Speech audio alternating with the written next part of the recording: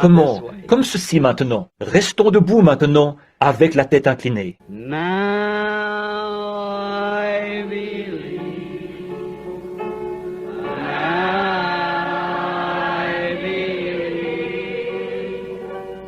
All things are possible. Now I believe. Now I believe. Now I believe. All things are possible. Now I believe. Let's remain standing now with our heads bowed. Seigneur, que ce ne soit pas qu'un chant, mais que ce soit les profondeurs mêmes de notre cœur qui s'écrient dans ce chant. Maintenant, je crois. Les disciples ont dit à un moment donné, après que Jésus avait fait tant de miracles, ils ont dit, Seigneur, maintenant nous croyons. Jésus a dit, vous croyez maintenant? Ils ont dit, nous croyons que tu sais toutes choses et que tu n'as pas besoin que personne t'enseigne. Alors, Père, ce soir, nous nous rendons compte que tu n'as pas besoin de notre enseignement, mais que c'est nous qui avons besoin du tien. Aussi, nous te prions de nous enseigner comment prier, comment vivre et comment croire. Accorde-le, Seigneur, au cours de cette réunion de ce soir. S'il nous manque quelque chose, donne-le-nous, Seigneur. Nous le demandons au nom de Jésus. Amen.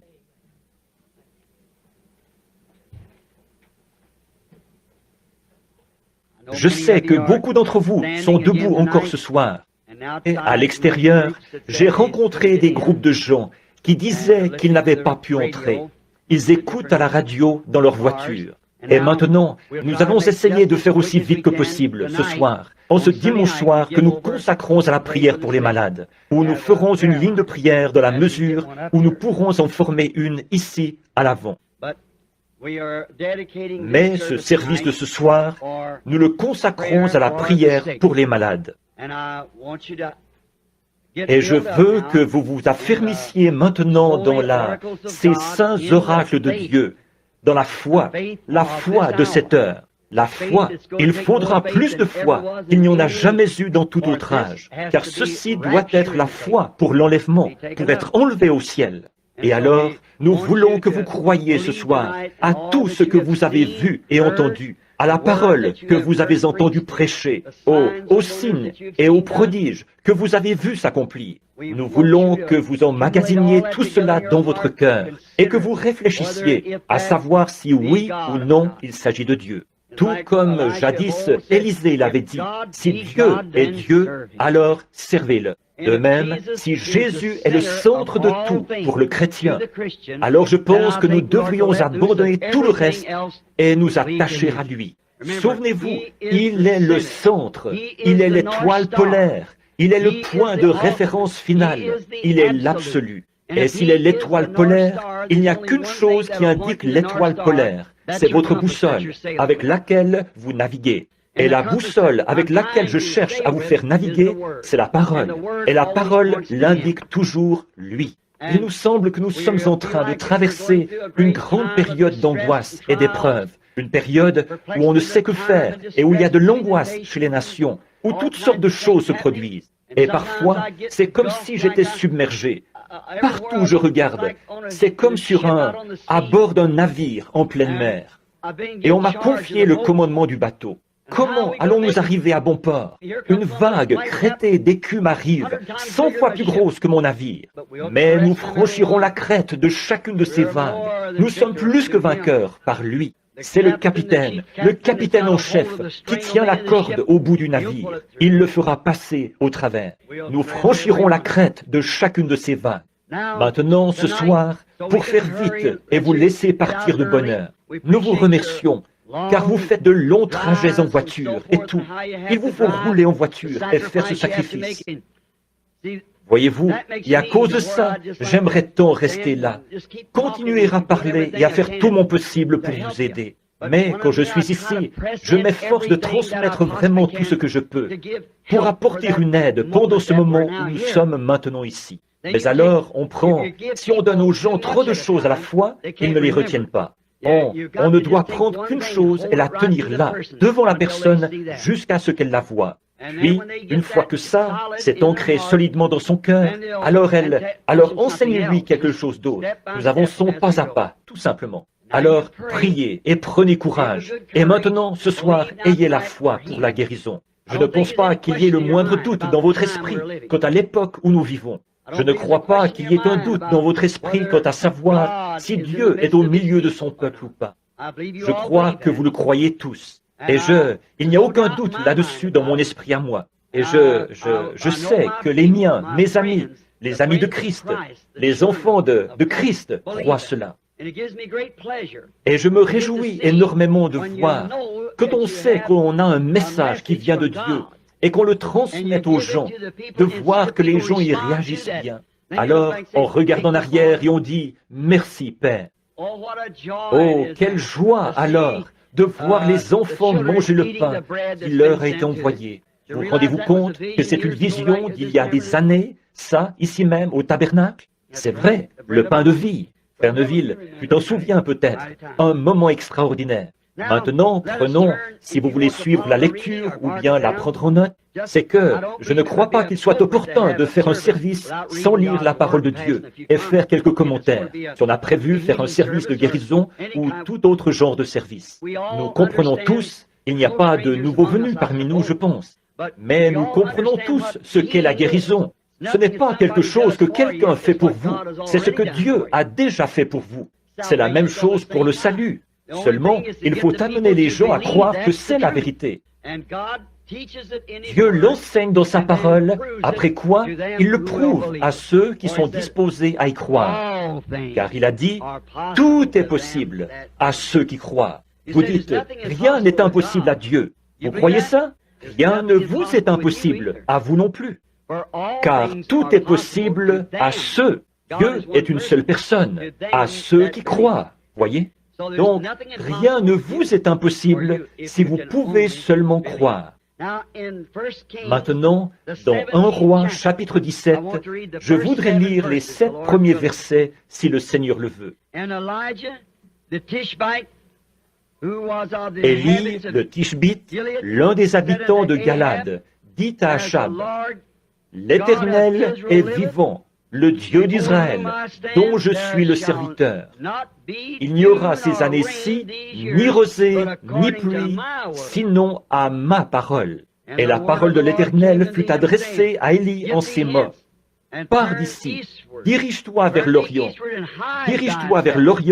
et cache-toi près du torrent de Kérit, qui est en face du Jourdain. Tu boiras de l'eau du torrent, et j'ai ordonné aux corbeaux de te nourrir là. » Remarquez, te nourrir là, pas ailleurs, là. Il partit et fut selon l'Éternel, ou la parole de l'Éternel, et il alla s'établir près du torrent de Kérit, qui est en face du Jourdain. Les corbeaux lui apportaient du pain et de la viande le matin, et du pain et de la viande le soir, et il buvait de l'eau du torrent. Mais au bout d'un certain temps, le torrent fut à sec, car il n'était point tombé de pluie dans le pays. Que le Seigneur ajoute ses bénédictions à la lecture de sa parole. Et maintenant, ce soir, je voudrais tirer de là un sujet, ce que j'intitulerais « La nourriture spirituelle en sa saison ».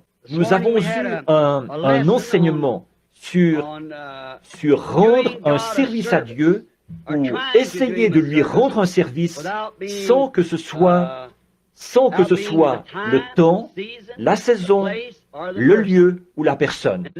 Ceci, c'est la nourriture spirituelle au temps convenable. Ce prophète Élie, nous ne savons pas grand-chose sur lui, mais nous savons qu'il était le serviteur de Dieu pour cette heure-là. Et Dieu a utilisé son esprit qui était sur Élie à 3 reprises déjà. Et il promet de le faire encore à 2 reprises. À 5 reprises, c'est donc la grâce. Il l'a utilisé sur Élie, il est venu sur Élisée, une double portion de celui-ci. Il était sur Jean-Baptiste et il doit venir afin de faire entrer l'épouse des nations, puis venir, avec Moïse, ramener les Juifs à la maison. C'est exact. Dieu promet d'utiliser l'esprit d'Élie à 5 reprises, et il l'a fait à 3 reprises déjà. Maintenant, ce grand prophète, nous ne savons pas d'où il est venu. Nous savons qu'il était Tishbite. Mais comment il est venu? Nous ne savons pas grand-chose sur les prophètes. Nous ne savons pas d'où ils venaient. Il est très rare. En effet, je n'en connais aucun qui soit venu de l'Église ou qui ait eu une généalogie derrière lui. C'étaient des hommes comme les autres. Ils étaient sans peur et souvent sans instruction. Et ils n'ont jamais rien écrit eux-mêmes. Ésaïe et Jérémie, 2 ou 3 d'entre eux ont écrit. Mais ce grand homme qui était Élie n'a jamais rien écrit. Beaucoup d'entre eux n'ont pas écrit. Peut-être qu'ils ne savaient pas écrire. Mais c'étaient des hommes qui étaient rudes. Personne dans la Bible n'était de la trempe de ces prophètes d'autrefois.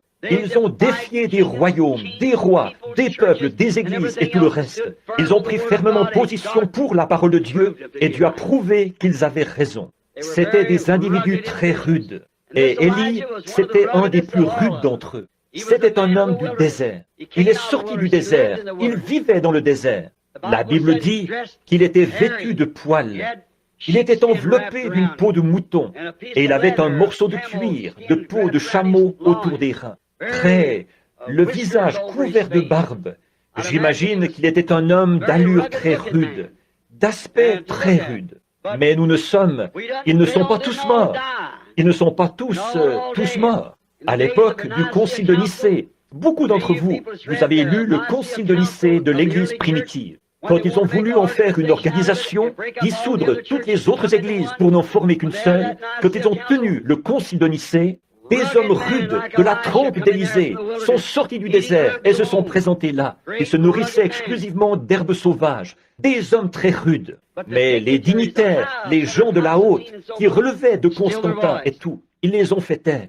Eux, du fait qu'ils étaient prophètes, ils savaient que le grain de blé de l'épouse Église devait tomber en terre, tout comme le grain de blé dont l'époux avait dû tomber en terre. Et il y est resté pendant 1000 ans. C'est pourquoi ils écrivent dans les livres aujourd'hui, « Où est ce Dieu silencieux qui a pu rester là et regarder, voir des petits-enfants se faire tuer et des femmes se faire déchirer par des lions et rester assis dans les cieux sans dire un mot ?» Ils ne connaissent pas la parole. Il faut que ce grain de blé tombe en terre. Comment un Dieu juste a-t-il pu rester là et regarder son propre fils mourir, se faire cracher dessus et tout? Mais c'est selon la parole. Il faut que ça arrive. Et c'est comme ça, même en cette heure. Cet homme, il était un grand homme. Il avait devant lui une génération pécheresse. Achab était roi et son père, qui l'avait précédé, avait été méchant.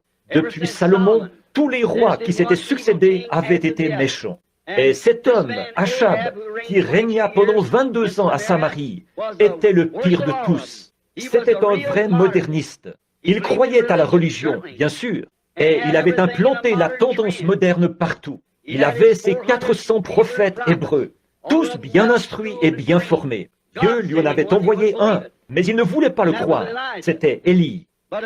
Mais Élie, ce Tishbite, était un homme du désert.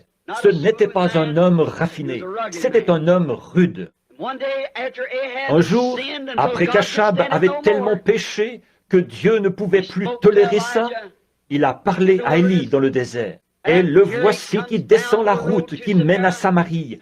Comme je l'ai souvent illustré, peut-être le visage couvert de barbe blanche, son crâne chauve qui luisait au soleil, ses petits yeux plissés. Là-bas, un bâton à la main, le sourire aux lèvres, il est allé tout droit vers le roi d'Israël et il a dit, là, il ne tombera pas, même de rosée, tant que je ne l'aurai pas fait venir. Que Dieu nous donne des hommes comme celui-là, des hommes qui savent ce qu'ils font, avec l'ainsi dit le Seigneur. Or, nous voyons qu'avant de faire ça, Dieu l'avait appelé. Dieu lui avait parlé. Et c'est pourquoi il n'avait peur de rien. Il n'avait pas peur de son message, que ça n'arrive pas. Il savait que ça allait arriver.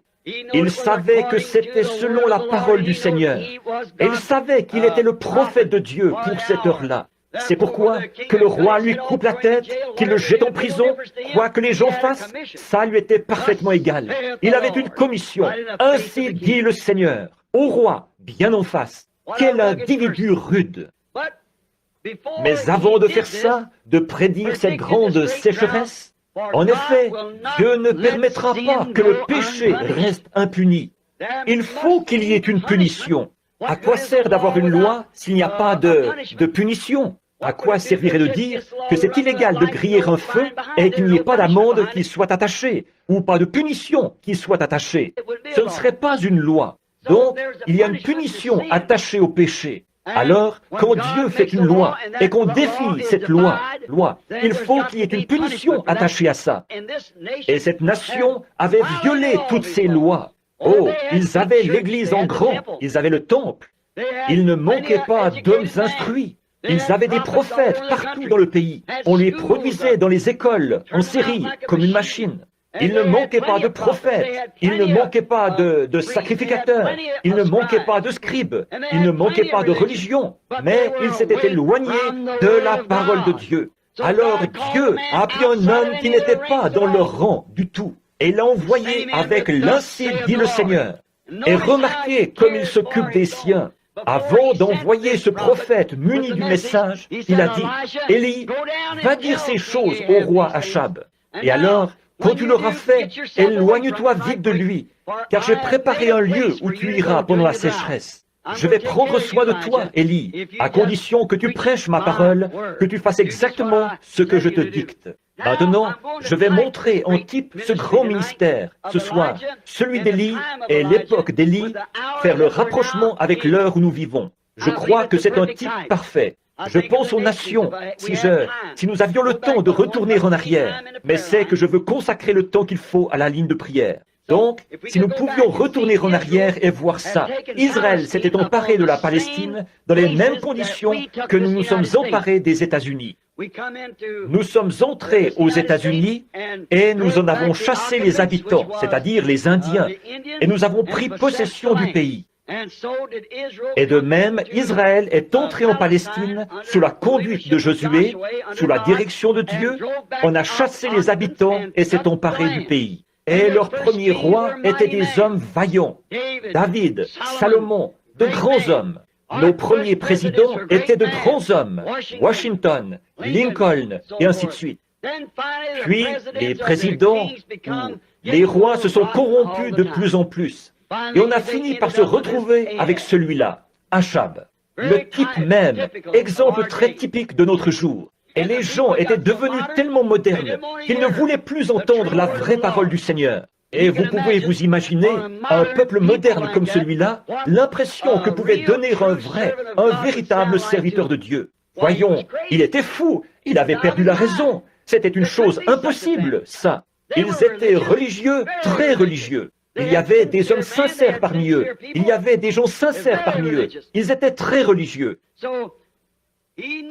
Alors, il savait qu'il faudrait plus qu'une théologie ordinaire, qu'il faudrait plus qu'un message ordinaire, qu'il faudrait plus que de prêcher la parole tout court pour ouvrir leur cœur de pierre.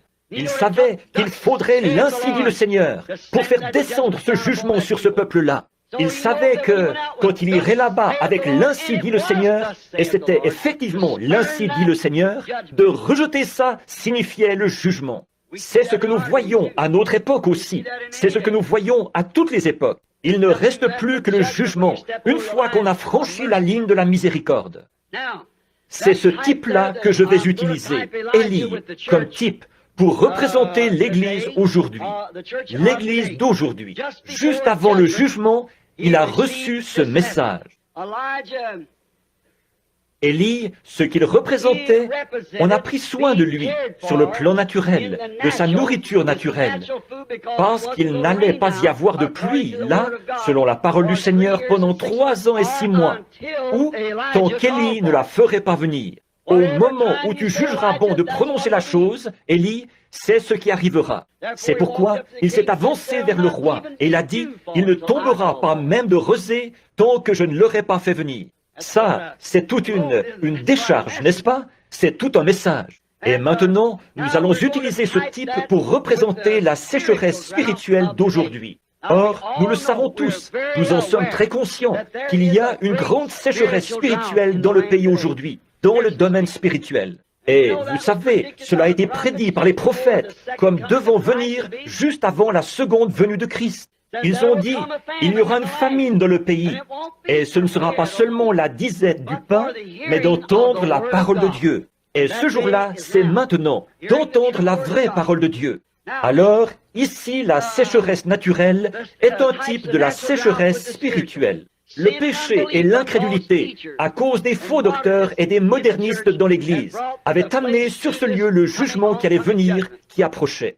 Donc, ils avaient abandonné la parole de Dieu ainsi que son prophète pour se tourner vers une terminologie théologique moderne de la parole.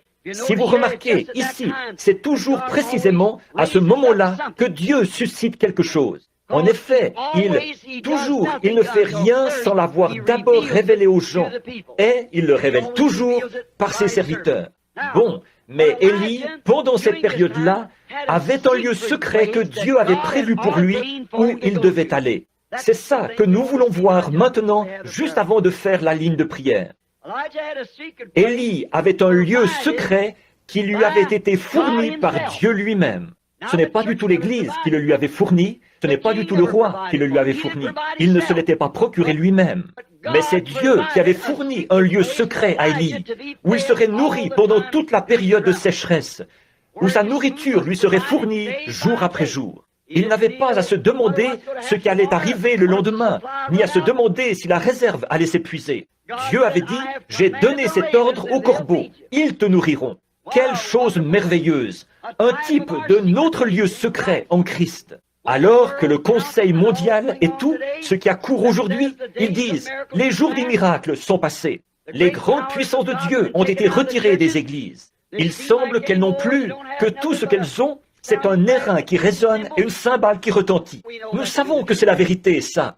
Et l'apparence de la piété, tout en reniant ceux qui ont fait la force. Exactement la même chose que ce que David avait fait ce matin avec les chars à bœufs. Ils étaient éloignés de la parole. Quand la parole leur avait été présentée et leur avait été transmise, ils n'en avaient pas voulu. Par conséquent, ils s'en étaient éloignés. C'est ce que ces gens avaient fait du temps d'Élie. Ils s'étaient éloignés de la parole. Ils pensaient qu'ils avaient la parole, mais ils ne l'avaient pas. Alors, remarquez, ensuite, pour cette période où il allait punir l'incroyant, il a préparé pour le croyant un moyen d'en sortir. Il fait la même chose chaque fois. À l'époque où il allait détruire le monde par l'eau, il a préparé pour Noé un moyen d'échapper. À l'époque où il allait noyer l'Égypte, il a préparé pour son peuple un moyen d'échapper, de traverser la mer. Oh, comme Dieu pourvoit lui-même au moyen. Et là où il n'y a aucun moyen, il est le moyen. Il est le moyen. Or, nous nous rendons compte que nous avons à faire face à l'une des heures les plus importantes que l'histoire ait jamais connues. En fait, ce n'est pas l'ogive, avec ce missile luisant muni d'une ogive, que nous devons redouter. Ce sont les églises que nous devons redouter. C'est l'heure où nous vivons que nous devons observer. Maintenant, remarquez, mais Dieu avait préparé pour Élie un moyen d'échapper à cela. Et il a préparé pour ses enfants qui croient un moyen d'y échapper maintenant, d'échapper à la colère et à ces choses qui doivent venir. En effet, il serait injuste de la part de Dieu de juger ces gens, de faire venir sur eux une punition, de faire sombrer Sodome et Gomorrhe, d'envoyer Capernaum au milieu de la mer, de condamner ces générations-là, et Sodome et Gomorrhe, pour ensuite nous laisser, nous, faire la même chose impunément. Le jugement nous est assuré tout autant que le jugement leur était assuré. Or, nous remarquons que quand ces choses sont apparues, la tendance moderne de l'époque, alors Dieu, à cette époque-là, suscitait un homme, ou plutôt a suscité un homme pour lutter contre ces forces-là. Mais les gens ont refusé d'écouter. Ils pensaient qu'il était fou, qu'il avait perdu la tête, qu'il n'était qu'un vieux fanatique, une espèce d'imbécile sorti du désert, que la brousse avait en quelque sorte rendu fou. Et pourtant, il avait la parole du Seigneur. La parole n'est pas sérieuse dans ses déclarations. C'est ce qu'ils disent aujourd'hui. Oh, eh bien, la Bible, c'est un livre d'histoire. Je suppose que vous avez vu ça. Ce qu'ils affirment maintenant, c'est qu'Ève n'a pas mangé la pomme. Elle a mangé C'était quoi déjà? Je crois... C'était un abricot. C'est ce qu'ils disent maintenant. C'était un abricot.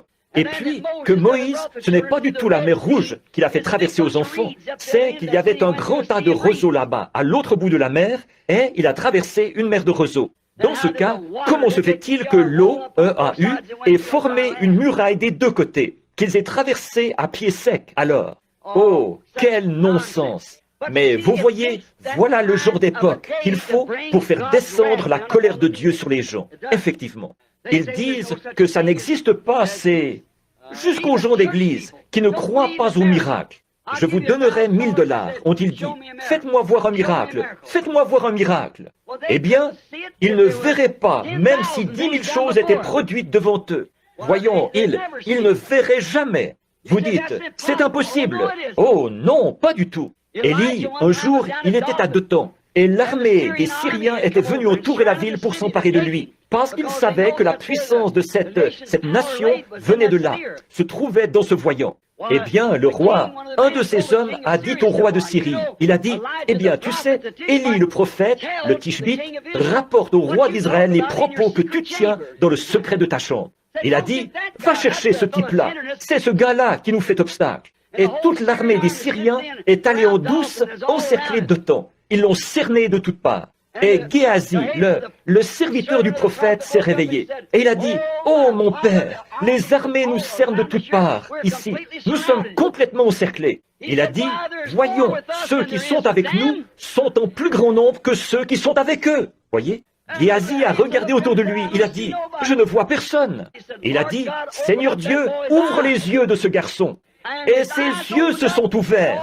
Et toutes les collines étaient pleines d'anges et de chars installés partout, les forces invisibles. Élie s'est avancé là sans hésitation, et la Bible dit, il les frappa d'aveuglement. Il s'est avancé vers eux, ils étaient aveugles, ils ne voyaient pas que c'était lui. Il s'est avancé et il a dit, cherchez-vous Élie? Il a dit, oui, nous le cherchons.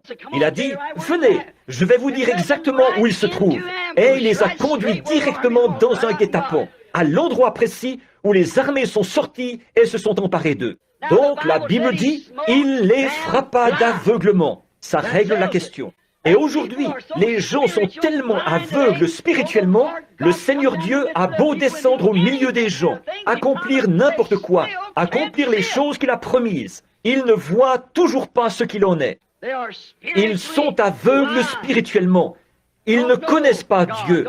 Ils ne connaissent pas sa grande puissance. Donc, nous remarquons que c'est ce qu'ils avaient fait du temps d'Élie, et c'est ce qu'ils font encore aujourd'hui. Dieu les frappe d'aveuglement.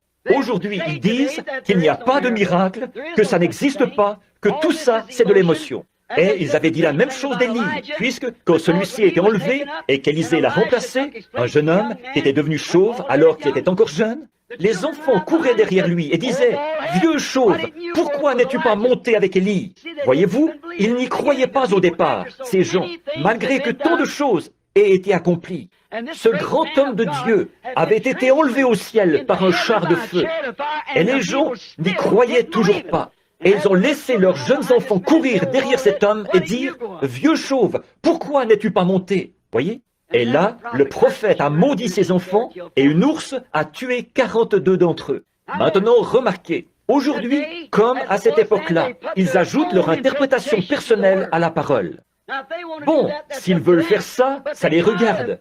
Mais ils cherchent à nous y faire croire. La Bible dit que cette parole de Dieu ne peut être un objet d'interprétation particulière. Dieu fait l'interprétation par lui-même. Dieu confirme sa parole, et c'est ça qui en est l'interprétation. Comme je l'ai souvent dit, il a dit au commencement que la lumière soit, et la lumière fut. Ça n'a pas besoin d'être interprété. C'est arrivé. Il a dit qu'une vierge concevrait. Elle l'a fait. Il a dit qu'il répandrait son esprit. Il l'a fait. Et il a dit que dans les derniers jours, il ferait certaines choses.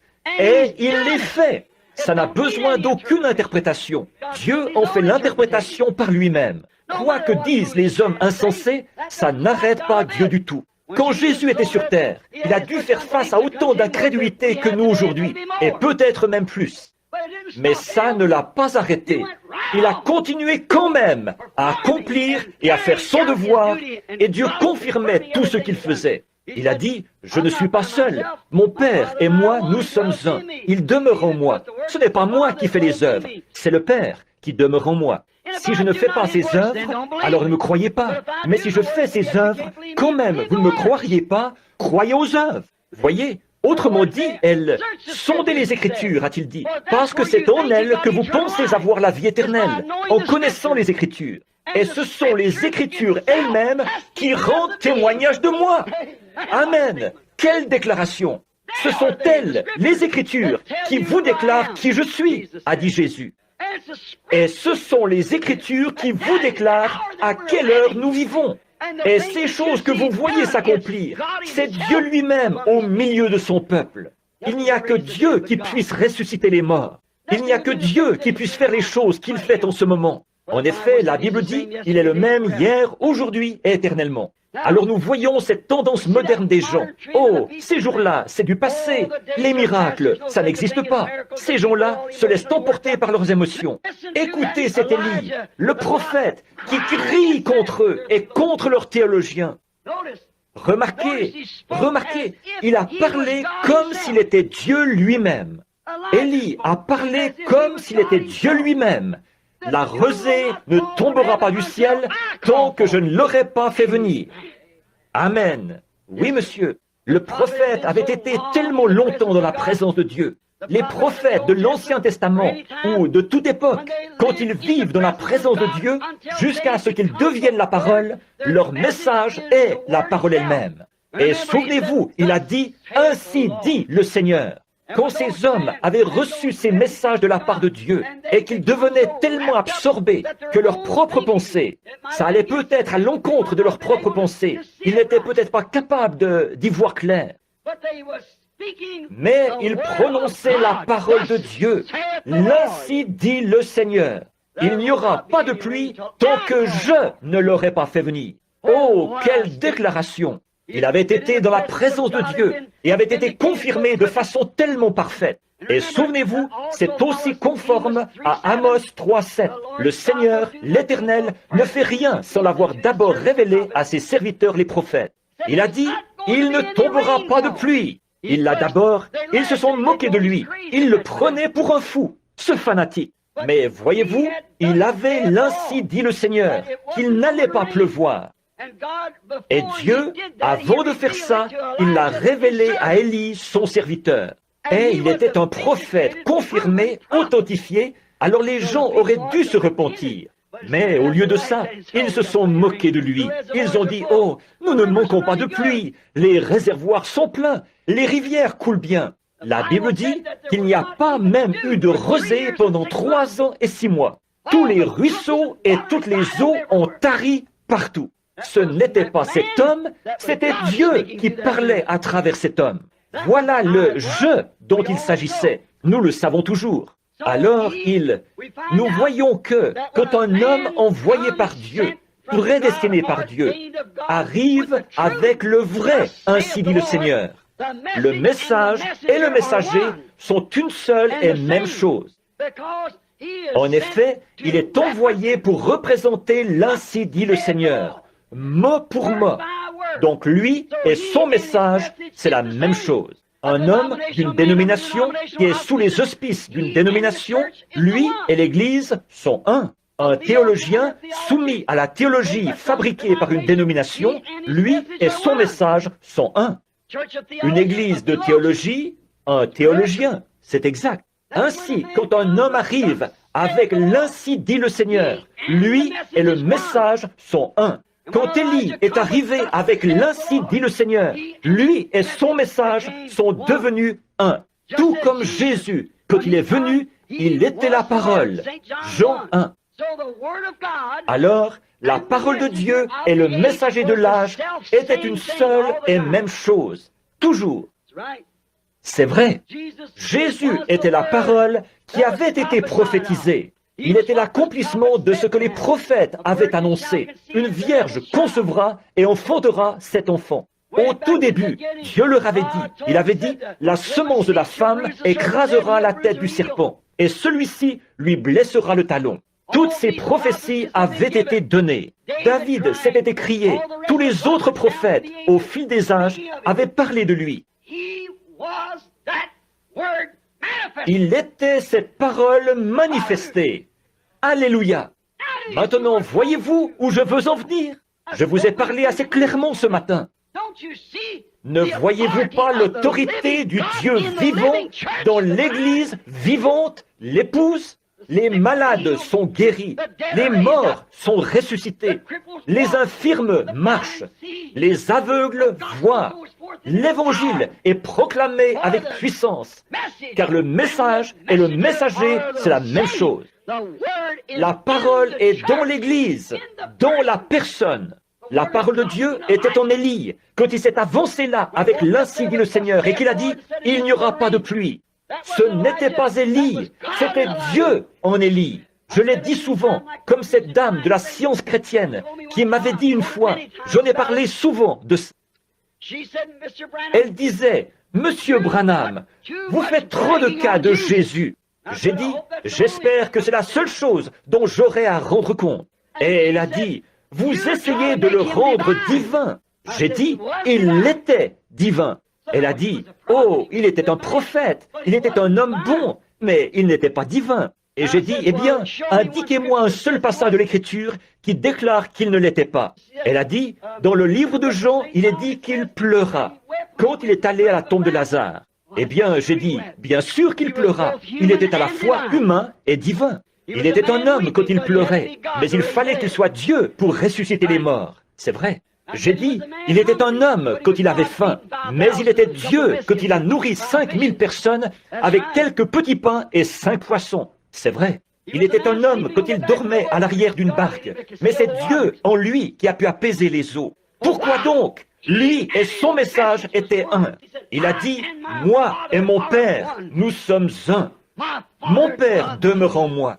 Il était la plénitude de la divinité dans un corps.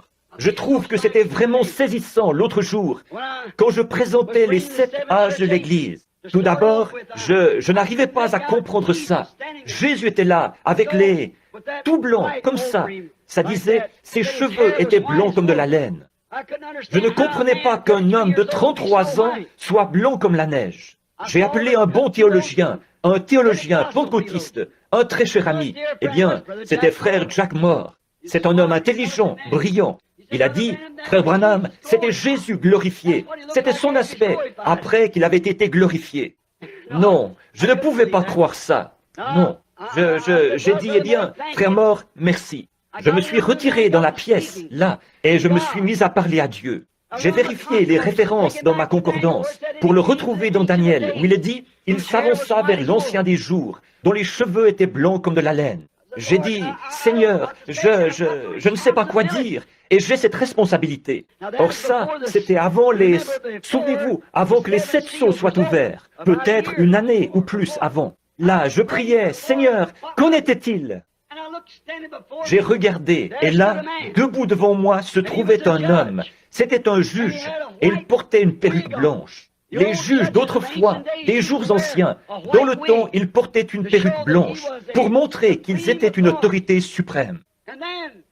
Donc, quand j'ai vu Jésus qui portait la perruque blanche, j'ai dit que ça confirme tout simplement cette vérité que nous connaissons, qu'il est l'autorité suprême. Dieu a attesté la même chose sur la montagne de la transfiguration en disant « Celui-ci est mon fils bien-aimé, écoutez-le, l'autorité suprême. » Et puis, là-bas, au commencement des 7 sceaux, quand ces 7 anges sont descendus en forme de pyramide, ils se sont tenus là et m'ont dit de revenir pour parler de ces 7 sceaux et qu'ils seraient avec moi, qu'ils me montreraient de quoi il s'agissait, les choses qui avaient été perdues. J'avais toujours pensé que c'était scellé au dos du livre et que ce serait quelque chose qui n'était pas écrit dans le livre. Mais il s'est avéré que ce qui a été divulgué là, c'est qu'il ne peut pas faire ça. Ce n'est pas quelque chose qui est écrit dans le livre, c'est quelque chose qui était caché dans le livre. Car quiconque en retranchera une seule parole, ou y ajoutera une seule parole. Alors c'est un mystère qui se trouvait dans le livre pendant ces 7 âges de l'Église. Chacun d'eux a produit un mystère, toutes ces choses au sujet du baptême d'eau et autres, qui les ont fait tâtonner pendant si longtemps. Ensuite, quand ça s'est élevé, les grands observatoires, tout là-bas en Californie, jusqu'au Mexique, au-dessus de Tucson et partout, ils en ont pris la photo. C'était mystérieux à voir. Frère Fred Sothmann, qui est là, assis juste là, et moi et frère Gene Norman, nous étions là, présents quand ça s'est élevé. Ils ont pris cette photo, mais ils ne savent toujours pas ce qu'il en est. Il n'y a pas longtemps, chacun disait, « Regarde un peu, ça ressemble à ceci, et les ailes de ces anges qui sont repliées là. » Un jour, je l'ai tourné à droite, j'ai regardé, et là se trouvait Jésus-Christ, un portrait aussi parfait que Hoffman en a jamais produit. Il était là, portant une perruque blanche, regardant en bas vers la terre, montrant qu'il est l'autorité suprême. Les cieux le déclarent, la Bible le déclare, le message le déclare, tous la même chose. L'autorité suprême, portant la perruque blanche. On voit sa barbe noire en dessous. Beaucoup d'entre vous ont vu la photo. Nous l'avons là-bas au fond. Vous n'avez qu'à la tourner à droite, de côté. Regardez là. Le voilà, aussi parfait qu'une photographie qu'on aurait prise de lui. Il ne la regarde pas de l'angle qu'il faut. Il faut la regarder du bon angle. Et seul le Seigneur Dieu peut révéler quel est le bon angle.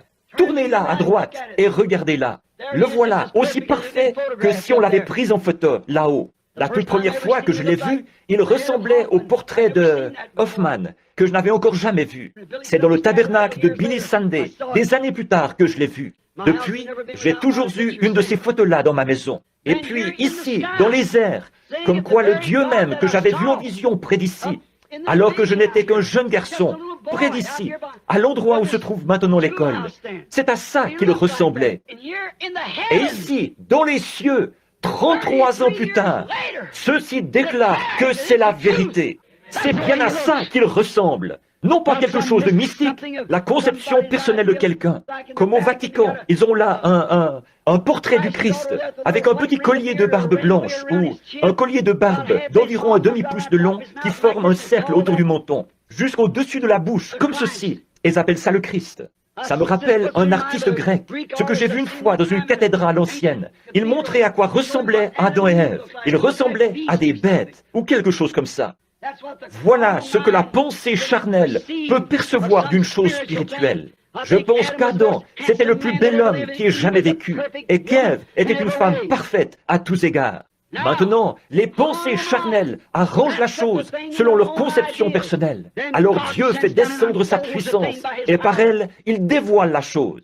C'est exactement ça qui s'était produit ici du temps d'Achab. Donc nous voyons qu'Élie pouvait dire ça, parce que le message de l'heure est la parole de Dieu, le messager, le message et la parole, c'était exactement la même chose. Le prophète, la parole, le message, messager, message et message, c'était la même chose. Jésus a dit, si je ne fais pas les œuvres qui ont été écrites à mon sujet, alors ne me croyez pas. C'est bien, tout homme et son message ne font qu'un. Voilà pourquoi, aujourd'hui, ils ne croient pas qu'il faut faire les œuvres de Dieu. C'est parce qu'ils n'acceptent pas le message de Dieu. Ils ne croient pas le message. Mais pour ceux qui croient à l'heure de Dieu, où nous vivons, ces choses sont de la nourriture cachée. Pensez un peu, Dieu a tellement bien caché la chose qu'il la regarde bien en face et ne la voit pas. De la même manière, Élie avait aveuglé l'armée des Syriens. De la même manière, Dieu aveugle l'incroyant pour qu'il ne voie pas la vraie, la véritable nourriture de l'enfant du croyant. C'est pourquoi ils appelaient Noé un fanatique. Il construisait une arche. Ses yeux étaient ouverts à la parole de Dieu et à la promesse. La chose même qu'ils appelaient du fanatisme, c'est ce qui a sauvé Noé et sa famille. Voyez-vous, la chose même, exactement, la chose dont les gens se moquent, c'est la chose que nous recherchons par la prière. La chose que les gens appellent folie, c'est ce que nous appelons grand. Ce que le monde appelle grand, Dieu l'appelle folie. Et ce que le monde appelle folie, Dieu l'appelle grand. C'est exactement ça qui est le contraste entre le vrai et le faux. Jésus-Christ est le même hier, aujourd'hui et éternellement.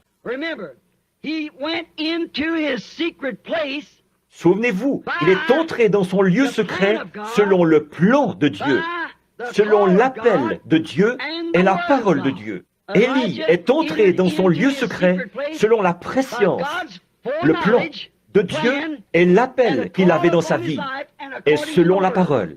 Si ce n'est pas comme ça que nous y sommes entrés, je ne sais pas comment il se fait que nous y soyons. Et remarquez, avant que la sécheresse commence, Élie est entré dans ce lieu secret pour sa subsistance. Un type qui correspond parfaitement. Avant que le jugement commence à frapper la terre, l'Église a déjà été appelée à sortir. L'épouse a déjà été choisie. Et elle attend simplement, avant que le jugement s'abatte. Elle attend déjà. Elle mange la nourriture de Dieu. Elle jouit des bénédictions de Dieu.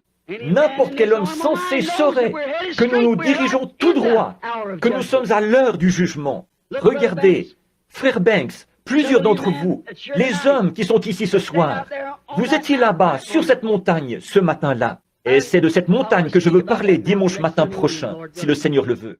J'ai eu une grande révélation, quelque chose de plus, que j'ai de la peine à m'empêcher de dire ce soir. Mais voyez, et c'est vraiment continuel, tout le temps. Ces choses se produisent l'une après l'autre, voyez. Elles ne cesseront jamais de se produire, car c'était ainsi dit le Seigneur. Vous tous, ici, des milliers de gens, grâce aux bandes, m'ont entendu, alors que je me suis tenu là et que j'ai dit, ainsi dit le Seigneur. Il en sera ainsi et ainsi. Et même les journaux et les magazines ne peuvent pas faire autrement que d'en déclarer l'exactitude. Ils ne savent pas ce que ça veut dire, mais ils l'ont vu. Ils ne savent pas ce que c'est, mais ils l'ont vu. Une confirmation de la vérité de la parole. Nous nous tenions là, au bord de la rivière, le jour où cet ange du Seigneur est descendu, il y a 33 ans, ou c'était en 1933. Il est descendu et a dit les choses qu'il a dites. En repartant, de nombreux hommes qui étaient là, sur la rive, ont dit, « Qu'est-ce que ça voulait dire, Billy ?» J'ai dit, « Ce n'était pas pour moi, c'était pour vous. Moi, je crois, vous, non. » Et j'ai tout simplement continué à marcher. Alors, le pasteur m'a dit, il a dit, « Es-tu en train de me dire que toi, qui n'as fait que des études primaires, tu vas parcourir le monde et prier pour des monarques, des potentats, des rois et tout ?» Oh, il a dit, « Oublie ça. » Je ne pouvais pas l'oublier. C'était gravé dans mon cœur. Voici que 33 ans plus tard, tout ce qu'il avait dit est arrivé parfaitement, tel qu'il avait dit qu'il le ferait. Il est Dieu et ne peut pas échouer. Il tient toujours sa parole. Il n'en doutait jamais. Maintenant, remarquez, il y est entré selon le plan de Dieu, la prescience, l'appel de Dieu et la parole de Dieu. Et il y est entré avant que la sécheresse commence. Or, nous savons que le jugement est sur le point de s'abattre. Sur la colline, ce jour-là, avec frère Banks Woods, ici présent, nous montions la colline. Peut-être vais-je le raconter de nouveau, pour faire grandir votre foi, en vue de la ligne de prière qui se fera dans les 10 ou 15 prochaines minutes. Je marchais juste devant frère Banks. Je pense qu'il était parti au moment où sœur Ruby était malade. Il me suivait, et j'ai remarqué qu'il avait le visage rouge. J'ai regardé en arrière, je me suis dit qu'il avait peut-être de la peine à gravir cette colline. Alors j'ai ralenti un peu. Là-bas, dans ces déserts, à monter des collines comme ça, à l'endroit où les anges du Seigneur étaient apparus. Nous nous dirigions tout droit vers cet endroit-là, l'endroit où ils étaient apparus quelques mois auparavant.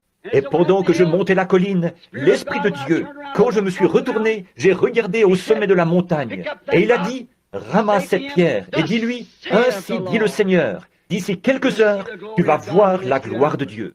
J'ai tout simplement ramassé la pierre et j'ai dit, frère Banks, je ne sais pas pourquoi. Je l'ai lancée en l'air et j'ai dit, ainsi dit le Seigneur, tu vas voir la gloire de Dieu. Il a dit, c'était pour Ruby? J'ai dit, non, je ne pense pas qu'il y avait un rapport avec toi, Banks, ni avec toi, ni avec Ruby. Je pense que ce qui a été dit là, c'est, ainsi dit le Seigneur, il va se produire quelque chose. Le lendemain matin, pendant que nous étions là, beaucoup d'hommes, je ne sais pas combien d'entre eux sont assis ici en ce moment, nous étions 12, 14 ou 15 assis là. Tout à coup, un ministre s'est avancé vers moi et m'a dit, « Frère Branham », il a dit, « Mon nom est un tel ». Il a dit, « J'étais un de vos commanditaires en Californie ».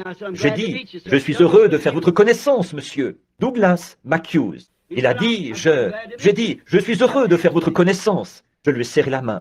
Il a dit, « Eh bien, je voudrais vous poser une question ». Il a dit, « Roy Robertson, qui est administrateur ici, frère Woods, Terry et Billy et frère McAnally, et je ne sais plus trop qui se trouvait là. Et il a dit, « Je voudrais vous demander quelque chose. » Il a dit, est-ce qu'il arrive que le Seigneur vous donne des visions ailleurs, comme ceci? J'ai dit, oui frère, mais je viens ici pour m'en éloigner en quelque sorte, pour me reposer. J'ai regardé autour, comme ceci, et j'ai vu un docteur de forte corpulence qui le regardait. Il a dit, Révérend Matthews, cette allergie qu'il y a dans votre œil va bientôt détruire cet œil. Je vous ai soigné pendant 2 ans, et je ne peux rien y faire. Je me suis tourné vers lui. J'ai dit, la raison pour laquelle vous m'avez demandé ça, c'est que votre docteur vous a dit l'autre jour qu'il y a cette allergie dans votre œil.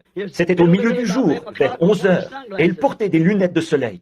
Et j'ai dit, la raison, vous ne les portez pas à cause du soleil, mais à cause de votre œil. Il vous a dit que vous alliez perdre cet œil. Et il s'est mis à pleurer. Il a dit, c'est exact. Je me suis retourné pour continuer à circuler. J'avais une pelle à la main, et j'ai regardé. Je l'ai vu qui se tenait là en me regardant, les yeux tout ce qu'il y a de plus clair. J'ai dit, mais ainsi dit le Seigneur, vous n'allez pas perdre cet œil. J'étais à la chasse avec lui l'automne dernier. Il voyait mieux que moi et que tous ceux du groupe. Jamais il... Et j'ai vu une dame âgée qui descendait son bas et soulevait un côté de sa jupe. Elle a dit, mon fils, si tu vois frère Branham, dis-lui de prier pour mes pieds. Et j'ai regardé ça. Il y avait là des petites, on aurait dit des petites tumeurs qui pendaient sur ses pieds partout. J'ai dit, votre mère est une dame aux cheveux gris. Mon fils, vous voyez, avant que vous partiez, elle vous a dit, si vous me voyez, de me demander de prier pour ses pieds. Elle a des espèces de petites tumeurs qui pendent partout sur ses pieds. Il a failli s'évanouir. Il a dit, c'est la vérité. J'ai dit, dites-lui de ne pas s'inquiéter, tout ira bien. Je me suis mis à circuler. Alors j'ai entendu la voix de Dieu parler, dire, sauvez-vous vite. Roy Robertson se trouvait là. Je savais que c'était un ancien combattant. Alors j'ai mis ma main sur son épaule. J'ai dit, frère Roy, mets-toi à l'abri au plus vite. Il a dit, qu'est-ce qu'il y a? J'ai dit, sauve-toi, mets-toi à l'abri. Et je me suis mis à circuler. J'ai déposé ma pelle. Je me suis retourné. J'ai ôté mon chapeau. Et il est arrivé. Voilà, la gloire de Dieu est descendue dans un tourbillon qui a fracassé la paroi de la montagne, comme ça, avec une déflagration qui a fait trembler le lieu, comme ça. Il a coupé le sommet des buissons, juste à environ 3 ou 4, 5 pieds au-dessus de ma tête. C'est remonté en prenant la forme d'un onde noire, comme ça. Il y a eu une autre déflagration. C'est revenu 3 fois. Puis, quand c'est reparti, la 3e fois, frère Banks est venu vers moi. Il a dit, c'est de ça que tu parlais? J'ai dit, oui. Il a dit, qu'est-ce que c'était? J'ai dit, Dieu apparaît dans les tourbillons. Je ne savais pas s'il voulait que je le dise aux gens ou pas. Alors, je suis reparti et j'ai prié un peu. Alors, il m'a dit que je pouvais le leur dire. J'ai dit, c'est le jugement qui frappe la côte ouest. Regardez là aujourd'hui. Regardez ce qui est arrivé. Quelques heures après, l'Alaska a été englouti. Et maintenant, tout est en train de sombrer. Nous entrons dans le jugement. La miséricorde a été repoussée. Mais grâce soit rendue à Dieu. Nous avons de la nourriture cachée, de la nourriture spirituelle. Nous vivons de la bonté et de la miséricorde, de la révélation de Jésus-Christ en ces derniers jours. Alors qu'il confirme sa personne au milieu de son peuple. Amen. Ils sont entrés. Élie est entré avant que la sécheresse commence. Dieu merci, nous sommes entrés avant que le jugement commence. C'est maintenant le temps de sortir et d'entrer, de sortir de ces organisations et d'entrer en Christ. Le temps de sortir et d'entrer pour tous les vrais croyants. Alors, il a été appelé et il est resté à l'intérieur. Souvenez-vous, il n'a jamais quitté ce torrent tant que Dieu ne l'a pas appelé. Et vers la fin de la sécheresse, il a appelé à sortir de là pour se rendre chez une veuve. Remarquez, il a fait appel à cette veuve. Et cette veuve ne s'était pas associée avec les incroyants, pris la marque de la bête pendant la sécheresse. Alors, il a appelé Élie à nourrir cette veuve. Tout ce qu'ils avaient, c'était un petit gâteau, une petite chose à laquelle elle s'accrochait. Et Élie a dit, « Donne-le-moi premièrement, car ainsi dit le Seigneur, ce pot ne se videra point et la cruche ne séchera point, jusqu'au jour où le Seigneur Dieu fera tomber de la pluie sur la face du sol. » Faire passer Dieu avant tout, sa parole avant tout. Remarquez, il y avait de la farine dans le pot. Chaque fois qu'elle allait chercher de la farine, il y avait de la farine dans le pot. Il y avait de l'huile dans la cruche. Chaque fois qu'elle allait en chercher. Pourquoi la farine représentait Christ dans l'offrande de farine? Les grains devaient être impeccables pour que chacun soit moulu. Chaque grain de cette farine était pareil, montrant qu'il est le même hier, aujourd'hui et éternellement. C'était là la parole, le pain de vie, qui faisait suite au message pour confirmer la parole. C'est pareil aujourd'hui, mes amis. C'est pareil aujourd'hui. Le pain de vie dont les enfants se nourrissent fait suite au message de Dieu, afin de les nourrir pendant la période de la sécheresse. Et s'il était en notre présence aujourd'hui, et s'il était en notre présence maintenant même, il se comporterait et il ferait exactement la même chose que ce qu'il avait fait à l'époque où il était dans une chair, ici sur terre. L'épouse fait partie du mari. L'Église est pareille à Christ. Vous ferez, vous aussi, les œuvres que je fais. Et c'est la parole qui les faisait. Il nous a dit que nous ferions, nous aussi, les choses que lui, il avait faites. Là encore, nous remarquons, si la parole est en nous et qu'elle est venue à nous comme elle l'avait fait dans le cas d'Élie à cette époque-là, elle accomplira la même chose que ce que lui, il avait fait. Il allait se nourrir des choses secrètes de Dieu qui sont cachées au monde.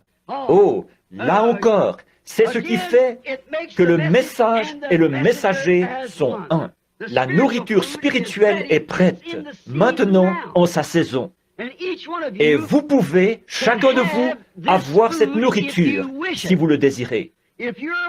Si vous êtes disposé à vous détacher de toute l'incrédulité de cette heure, si vous êtes prêt à entrer en Christ, à entrer dans sa promesse, et rappelez-vous les promesses qu'il a faites dans Malachie 4, dans Luc 17, 30, et aussi dans Jean 14, 12, et dans combien d'autres passages de l'Écriture, où il est fait mention, Joël 2, 38, et tout ce qu'il ferait, ou plutôt 2, 28, ce qu'il ferait dans ces derniers jours.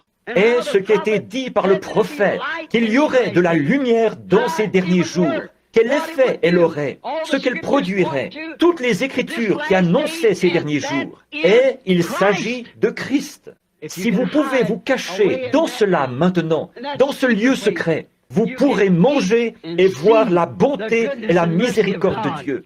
Si vous êtes malade, il y a là la guérison. Vous vous souvenez quand Élisée, plus tard, avait fait descendre, après cette offrande de farine qu'il avait eue, Christ, et dont il avait nourri la famille de cette veuve.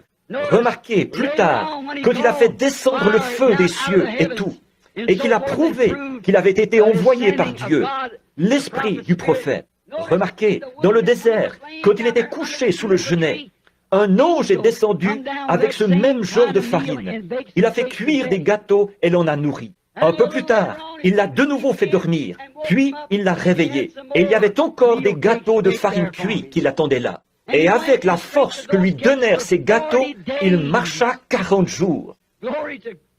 Gloire à Dieu, il est le même hier, aujourd'hui et éternellement. Oh, combien nous l'aimons, la nourriture spirituelle en sa saison. Il n'est pas bien de prendre le pain des enfants et de le donner aux chiens. N'est-ce pas que Jésus a dit la même chose à la syrophénicienne? Il avait été envoyé vers les siens, c'est vrai. Et voilà vers qui il est venu. Il n'est jamais allé vers les gens des nations. Et maintenant, aujourd'hui, il visite les gens des nations, à leur époque à eux. Et il n'est pas bien. Vous dites, comment se fait-il que le message ne va pas là-bas, dans ces lieux grandioses, ces grandes croisades, comme au sein des dénominations? Ce n'est pas leur nourriture. Ce n'est pas la nourriture de la prétendue Église, c'est la nourriture de l'épouse. C'est la nourriture spirituelle en sa saison. Eux, ça leur donnerait mal au ventre. C'est trop riche pour eux.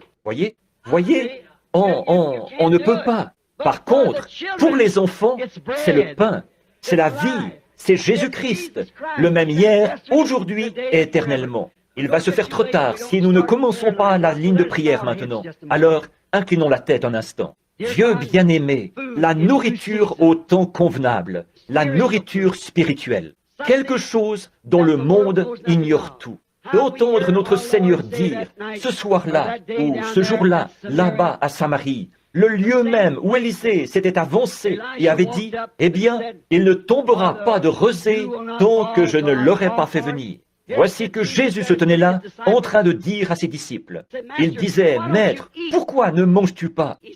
Il a dit, « J'ai une nourriture que vous ne connaissez pas. » En vérité, Seigneur, sa nourriture était de faire la volonté de Dieu et de voir les œuvres de Dieu manifestées en son heure. Il était là pour veiller à ce que cela soit fait. Je ne fais rien sans que mon Père me l'ait d'abord montré. Ce que le Père me montre, je le fais. Et Père, c'est pareil aujourd'hui. L'Église, le vrai croyant, le corps des croyants, a accès à la nourriture spirituelle, dont ceux des dénominations ignorent tout. Le monde ignore tout de cette nourriture, Père. Mais ton Église, ton peuple, l'épouse de ton Fils, elle l'aime. Nous avons accès à la guérison de notre corps quand les médecins ont échoué. Nous y avons accès. C'est l'une des nourritures de Dieu qu'il a donnée à son Église et qu'il a promise pour les derniers jours à ses enfants qui croient. Père, aide-nous à être des enfants qui croient, car tout est possible aux croyants. Accorde-le, Dieu bien-aimé. Nous le demandons au nom de Jésus. Amen. Je crois que Billy m'a dit qu'ils ont distribué des cartes de prière. Si quelqu'un veut bien me dire quelle est la lettre qui se trouve sur la carte de prière, c'est tout ce que je veux savoir. C, très bien. Prenons C1 pour commencer à former notre ligne. Voyez-vous? Bon, il se peut qu'elle soit un peu partout. Maintenant, si tous, eh bien, voyez-vous, je vais essayer. Je ne sais pas si nous pouvons le faire ou pas. Ou, sinon, nous pouvons juste appeler les gens dans l'auditoire. Vous resterez tranquillement assis. N'importe, ça m'est égal. Si vous préférez venir ici, sur l'estrade, ou être appelé dans l'auditoire, ça m'est égal. L'un ou l'autre. Je compte entièrement sur le Saint-Esprit. Je compte sur lui pour qu'il défende cette parole que j'ai prêchée. Frère George Wright, j'y crois.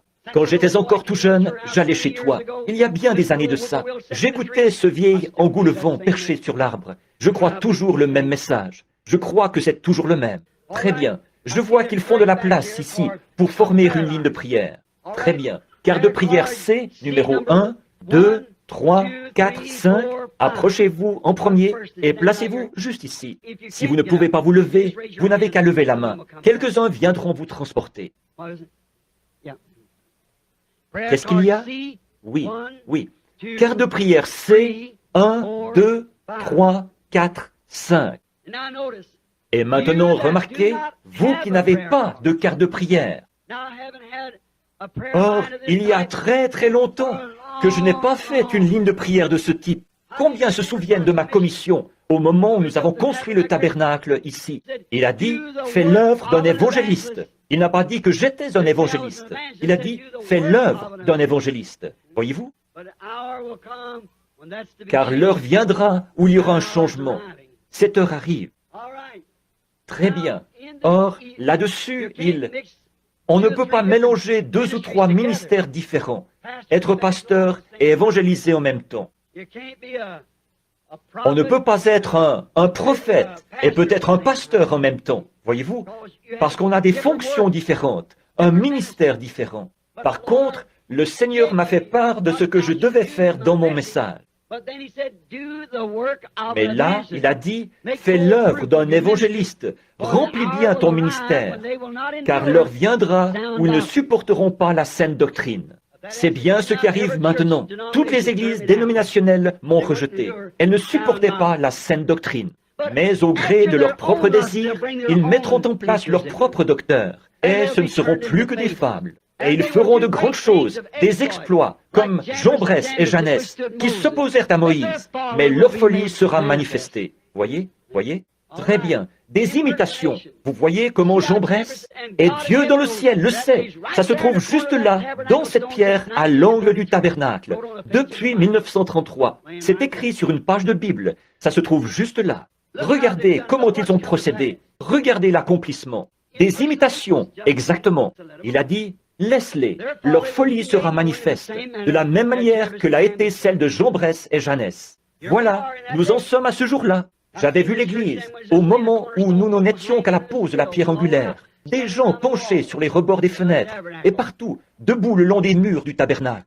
Et voilà. Et les gens ont dit, à cette occasion, les gens de la ville, ici ont dit, dans moins de 6 mois, comme nous n'avions qu'$1 et 80 cents pour construire un tabernacle, bien des garagistes avaient déjà décidé que ça allait devenir leur garage. Mais c'est toujours une bergerie pour les brebis de Dieu. 1, 2, 3, 5, 6, 7, 8, 9, 10. C'est 6, 7, 8, 9, 10. Bien. Or, moi l'Éternel, je l'ai plantée. Je l'arroserai jour et nuit, de peur qu'on ne la ravisse de ma main. Regardez la critique qu'il a eue. Aucune dénomination n'y a donné son appui. Il n'y a aucune église comme celle-là, nulle part ici dans le pays. Ni pentecôtiste, ni rien d'autre dans le pays n'y a apporté son soutien. Tous s'opposaient au baptême d'eau, tous s'opposaient à toutes ces autres choses. Jusqu'à ma propre famille, mon propre papa qui m'a mis à la porte. J'ai mis mes vêtements dans un petit sac en papier et je suis allé habiter à New Albany. C'est vrai. Dans mes épreuves et mes labeurs, suffisante est sa grâce. Je peux toujours compter sur sa faveur. J'ai 56 ans et bientôt je devrais traverser le fleuve. À chaque heure qui passe, quand j'aurai pendant 1000 ans célébré ses louanges, nous pourrons, comme au commencement, lui offrir nos hommages. Oh, comme j'aime Jésus! Il est tout pour moi. Oh, très bien. Combien est-ce que je... Où est-ce que je m'étais arrêté? À 10? Est-ce que nous pouvons en prendre encore quelques-uns? Très bien. On était à quoi? À 10? 15? Très bien. C'est 10 à 15. Où que vous soyez, si vous pouvez vous lever et entrer dans la ligne. Vous dites? Ah, très bien. C'est 15 à 20, alors. Que ce soit C, 15 à 20. Ça fait 10 personnes de plus. Nous voyons, vous voyez jusqu'où va la ligne, là. Nous ne voulons pas qu'il soit trop serré. Et nous, très bien. Maintenant, accordez-moi toute votre attention. Nous ne prendrons pas beaucoup de temps. Mais maintenant, oh, quelle heure, quel moment! Je voudrais tant que tout le monde aime le Seigneur. Je voudrais tant que nous puissions tous en arriver là, prendre conscience du potentiel de cet instant. Essayons. Accordez-moi donc votre attention. Qu'est-ce que nous essayons de faire ici? Nous mettons la parole de Dieu à l'épreuve. Élie a fait la même chose. Il est monté sur la montagne, une fois qu'il savait qu'il était envoyé par Dieu pour le faire. Maintenant, montrons qui est Dieu. Le Dieu qui répondra par le feu, c'est celui-là qui sera Dieu. Et les païens se faisaient des incisions. Oh, ils disaient, mais bien sûr que non. Les païens savaient que le feu n'allait pas tomber. Alors ils criaient et s'emballaient. Par contre, Élie, lui, il savait que le feu allait tomber, parce qu'il avait eu une vision de la part du Seigneur. Vous dites, il avait une vision? Oui, monsieur. Quand il a eu tout mis en place, il a dit, Seigneur, j'ai fait tout ceci sur ton ordre. Ensuite, le feu s'est mis à tomber. Quand on observe la parole de Dieu à la lettre, alors c'est à Dieu de s'occuper du reste. Tout ce qu'il vous demande, c'est de présenter cela. Et assurez-vous bien que vous avez été appelé à présenter cela. Voyez? Si oui, il s'occupera du reste. Maintenant, ici, il y aura des gens qui passeront dans cette ligne, pour qui je prierai. Bon, là, vous êtes alignés presque jusqu'au mur. Très bien, pour commencer la ligne. D'abord, tout au moins quelque part ici dans le bâtiment, quelques personnes. Combien ici sont malades et n'ont pas de carte de prière? Levez la main. Voyez? Partout. Or, vous savez que si notre Seigneur, et je crois qu'il le fera, s'il est le même hier, aujourd'hui et éternellement, il a fait des lignes de prière. Les gens venaient à lui, de grandes files de gens, des foules. Il les touchait, les bénissait. À un moment donné, il s'est arrêté et il a dit, « Qui m'a touché ?» Il a promené les regards. Il a dit à une femme pourquoi elle l'avait touché. Il a déclaré que sa perte de sang s'était arrêtée, que sa foi l'avait guérie. Qu'est-ce qui se serait passé si elle s'était retournée et avait dit, « Eh bien, je ne sais pas, Seigneur, ça fait longtemps que j'ai ça. » Ce ne serait pas arrivé. Non, ce ne serait pas arrivé. Non. Qu'est-ce qui se serait passé s'il avait dit à la syrophénicienne, « À cause de cette parole que tu as prononcée, ta fille, le démon est sorti d'elle. » Et qu'il avait dit, « Eh bien, là, Seigneur, j'aurais voulu que tu procèdes comme ceci. » Le démon serait resté dans cette fille. Mais elle s'attendait à trouver son enfant comme il avait dit qu'elle la trouverait. Or, il nous a dit, « Si tu peux croire, si tu peux dire à cette montagne, ôte-toi de là, sans douter dans ton cœur, mais en croyant que ce que tu as dit arrivera, cela te sera accordé. Quand tu pries, crois que tu l'as reçu. Cela te sera donné. » Quelle promesse! Maintenant, l'homme qui prêche un évangile social ne croit pas du tout à ça. Il s'approcherait de la porte, regarderait à l'intérieur, ou resterait là et dirait, « Eh bien, ce n'est qu'une autre bande d'exaltés », et s'en irait. Voyez, mais il ne sait pas que ceci est la nourriture cachée. Il ne sait pas que ceci est la chose secrète qui lui a été cachée. Il ne le sait pas. C'est pitoyable. Être nu, misérable et aveugle d'entendement et ne pas le savoir. Voyez, c'est mauvais, ça. Oh Dieu, ne permets jamais que je devienne comme ça. J'aimerais mieux mourir. Je préférerais mourir, oui monsieur, plutôt que de faire ça. Et je pense que c'est la même chose pour chacun de nous, n'est-ce pas? Mais maintenant, Dieu nous a promis ces choses pour les derniers jours. Dans Malachie 4, il est dit que Jésus-Christ descendrait et se présenterait dans une chair humaine, comme il l'avait fait à Sodome. C'est vrai. Et il est dit que le monde serait dans un état sodomique. Et il est dit, il en sera de même. Le Fils de l'homme se révélera en ce jour-là. Voyez-vous, cet homme qui était descendu sous la forme d'un homme, c'était Elohim, auprès d'Abraham, avant la venue de ce Fils promis. Regardez ce qu'il en était. Abraham a dit que c'était Dieu. Et la Bible dit que 3 hommes sont venus à lui. Ils avaient de la poussière sur leurs vêtements. Ils avaient voyagé. Ils se sont assis et ils ont mangé comme des hommes. Et Jésus a dit que juste au moment où le monde se retrouverait dans un état sodomique, c'est alors que le Fils de l'homme se révélerait de nouveau. Non pas le Fils de Dieu, le Fils de l'homme, voyez-vous, se révélerait. Maintenant, faites le rapprochement avec ce que le dernier prophète a dit. Voici, je vous envoie Élie, le prophète, et il ramènera le cœur des enfants au Père. Voyez? Un message visant à les ramener à la Bible. Et le Fils de l'homme se révélera en ce jour-là. Et en ce jour-là, où sonnerait le dernier âge de l'Église, le 7e ange, les mystères de Dieu devaient être divulgués en ce jour-là. Les 7 sceaux seraient rompus. Les mystères de toutes ces églises et de toutes ces choses, comment elles sont arrivées, et ce qui s'est passé.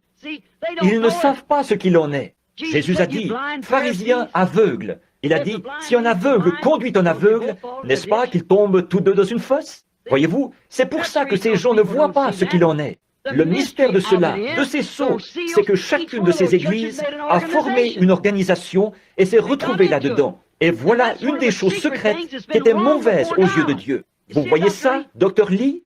Voyez-vous? Regardez, effectivement, c'est là le point, justement. C'est là un des secrets. Ils sont devenus une organisation. Et voyez-vous, ils étaient complètement en dehors de la volonté de Dieu. Cette chose sera dévoilée dans les derniers jours. Et les gens seront conduits, non pas à un credo ou à une dénomination, mais ils seront ramenés à la vraie parole. Et la vraie parole sera adressée à un certain groupe de gens. Et le Fils de l'homme se révélera au milieu d'eux, le même hier, aujourd'hui et éternellement. Oh là là! Oh, j'aime ça! J'aime faire son éloge. J'aime le rendre grand devant les gens.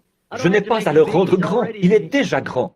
Il est tellement haut que vous ne pouvez pas passer par-dessus lui, tellement profond que vous ne pouvez pas passer par-dessous lui, tellement large que vous ne pouvez pas le contourner. Et malgré tout ça, vous avez assez de place pour lui dans votre cœur. Ne voulez-vous pas le recevoir? Comme notre Seigneur est merveilleux. Très bien. Maintenant, soyons bien tranquilles, tout le monde. Or, nous avons parlé de ceci. Maintenant, la question c'est, est-ce vrai? Bon, il se peut qu'il y ait des nouveaux venus ici. Voici ce que je dirais, ce que je vous dirais, si Christ est le même hier, aujourd'hui et éternellement. Qu'est-ce qu'il ferait en cet instant? Il ferait la même chose que ce qu'il avait fait quand il était ici auparavant. Pas vrai? La foi des gens toucherait son vêtement et il se retournerait, comme il l'avait fait dans le cas de la femme au puits, et comme il l'avait fait en d'autres lieux, et qu'il connaissait leurs pensées. Bon, vous dites, est-ce qu'il pourrait me guérir? Sa parole déclare que ça, c'est déjà fait. Par contre, ce qu'il faut, c'est qu'il fasse connaître sa présence ici. Or, s'il nous apparaissait dans un corps physique, qu'il ressemblait trait pour trait au portrait du Christ à 33 ans de Hoffman, que du sang coulait de sa main et tout, qu'il avait des marques de clous partout, je n'accepterai pas ça. Non, non, non, non. Quand il viendra lui-même, tout œil le verra, toute langue le confessera. Comme l'éclair va de l'Orient jusqu'en Occident, il en sera de même. Voyez? Nous ne croyons pas à ces sectes et à ces clans. Nous croyons que Dieu est la parole. Mais il s'incarne, il prend votre corps et mon corps. Et il vous donne des dons, il me donne des dons. Et c'est au moyen de ces dons qu'il se fait connaître. C'est ça, la nourriture secrète. Peu importe combien il pourrait se faire connaître à travers moi, il faut que vous y croyiez. Il faut que vous ayez un don de foi, vous aussi, pour y croire. Croyez-vous ça? Et maintenant, s'il se manifeste de cette manière-là, est-ce que vous croirez en lui? De tout votre cœur, vous croirez en lui? Oh, comme c'est merveilleux! Je l'attends, tout simplement. J'attends de voir ce qu'il dira. Voici un homme, ici. Je ne l'ai jamais vu de ma vie, à ma connaissance. Il semble être un homme bien robuste, en bonne santé. Et il l'est probablement. Je ne sais pas. Mais il se tient là. Bon, je pourrais aller imposer les mains à cet homme et prier pour lui demander s'il croirait. Il pourrait se tenir ici et me dire, je voudrais que vous priez pour un tel. Et j'ai un affaissement de la voûte plantaire. J'ai constamment mal à la tête. J'ai des ulcères à l'estomac ou quelque chose comme ça. Je ne sais pas. Il pourrait mentionner n'importe laquelle de ces choses. Je dirais, bon, très bien mon frère. Je vais poser mes mains sur vous et prier pour vous. Ce serait parfaitement bien. C'est exactement ça que nous avons fait tout au long de l'âge. Pas vrai? Mais souvenez-vous, Jésus a dit que juste au moment de sa venue, ce serait différent, comme ce qui était arrivé du temps de Sodome. Et l'homme qui était venu, il avait le dos tourné à la tente où se trouvait Sarah. Et il a dit, non pas Abraham, là, Abraham. Voyez-vous, la veille, il était Abraham, mais une vision s'était présentée devant lui. Et le Seigneur lui avait dit ceci, je vais changer ton nom. Et voici que le Seigneur lui-même, sous la forme d'un homme, est en train de manger et de boire avec lui. Il a dit, Abraham, où est ta femme Sarah? S-A-R-R-A, non pas S-A-R-A-I tréma. Il a dit, elle est dans la tente, derrière toi. Il a dit, je vais te visiter, selon la promesse que j'ai faite il y a 25 ans. Et Sarah a un peu ri en elle-même. Il a dit, Sarah vient de rire dans la tente en disant, comment cela peut-il se faire? Ah, y a-t-il quelque chose qui soit trop difficile pour Dieu? Voyez? Bien, non, monsieur. Maintenant, il a dit, Jésus a promis que lui, le Fils de l'homme, qui est la parole, vous croyez ça? Viendrait dans les derniers jours et qu'il se révélerait au moment où le monde serait comme Sodome et Gomorrhe. Vous croyez que c'est vrai, ça? Avant que nous fassions une seule prière, certains d'entre vous dans l'auditoire, priez et voyez si le Fils de l'homme est toujours le même hier, aujourd'hui et éternellement. Demandez simplement s'il l'est. Dites, Seigneur, cet homme ne me connaît pas, mais je sais que tu es le même hier, aujourd'hui et éternellement. Voyez s'il vous dira ce qu'il en est. Oui, monsieur. Maintenant, levez la tête un instant.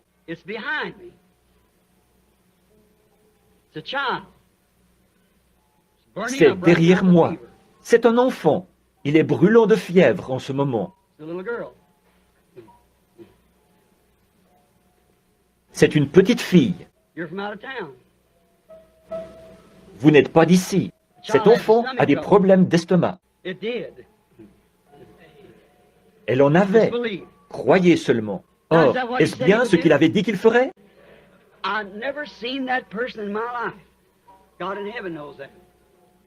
Je n'ai jamais vu cette personne de ma vie. Dieu, dans le ciel, le sait. Cet homme, ici, il a l'air très robuste et en bonne santé. Mais voyez-vous cette ombre au-dessus de lui, là? Ça veut dire qu'à moins que Dieu ne lui vienne en aide, il ne sera plus là très longtemps.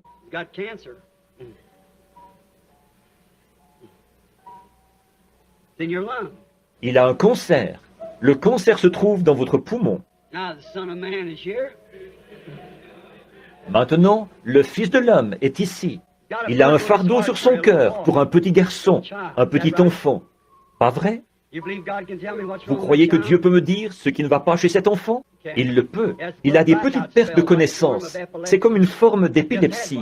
Il vient d'en avoir une tout récemment. C'est exact, ce matin. Vous croyez que vous allez rester en vie pour élever ce garçon et qu'il ira bien? Où est Charlie Cox? Où est-il? Charlie, où es-tu? Je pensais qu'il était ici ce soir. Par ici. Charlie, Gary, où es-tu? Larry, lui, est-ce qu'il est ici? Son petit garçon avait la même chose. exactement la même chose. Où es-tu, Larry? Viens ici une minute.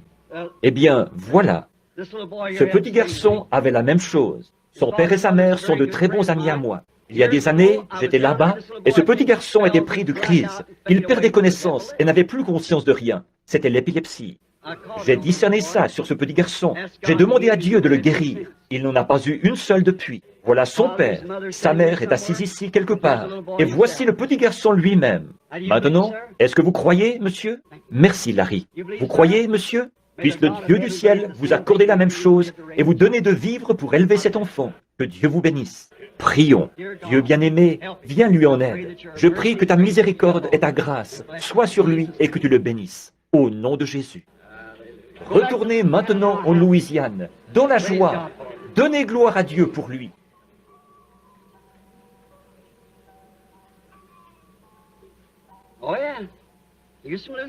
Oh oui, il était de la Louisiane, effectivement, de la région de Lake Charles.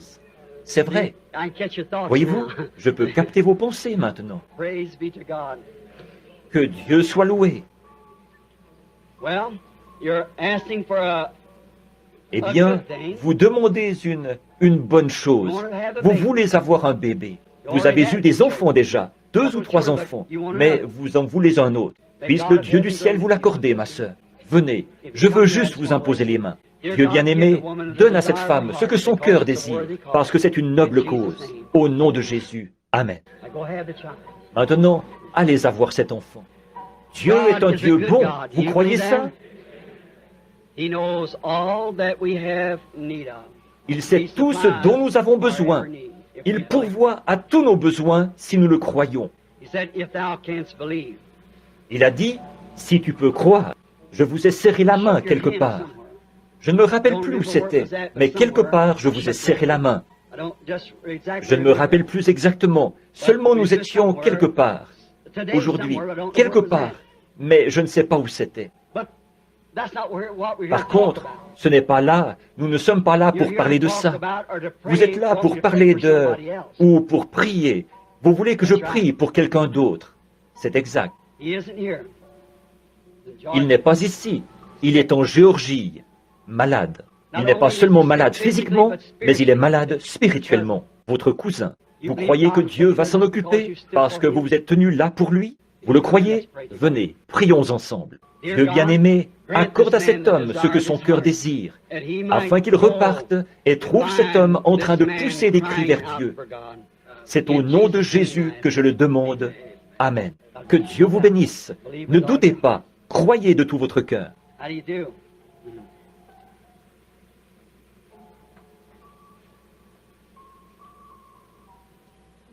Ce n'est pas que je n'ai pas avancé la main pour vous serrer la main au moment où vous m'avez tendu la vôtre. C'est que je remarquais quelque chose. C'était une ombre très sombre et noire. C'est pour ça. Je sais que si je vous avais pris la main, je l'aurais trouvé par ce moyen, voyez-vous. Mais c'est un cancer. Vous croyez que Dieu peut l'ôter de là? Il est sur votre poitrine, du côté gauche. Vous voulez rentrer en Caroline et rendre gloire au Seigneur de vous avoir rétabli, n'est-ce pas? Vous voyez ce que je veux dire? Prions. Dieu bien-aimé, au nom de Jésus-Christ, celui qui est présent en ce moment, comme les enfants mangent le pain de Dieu, que cet enfant, lui aussi, bénéficie de la foi, du pain de Dieu qu'il lui donne maintenant pour sa guérison. Qu'il reparte et soit rétabli au nom de Jésus. Amen. Que Dieu vous bénisse, frères. Croyez de tout votre cœur.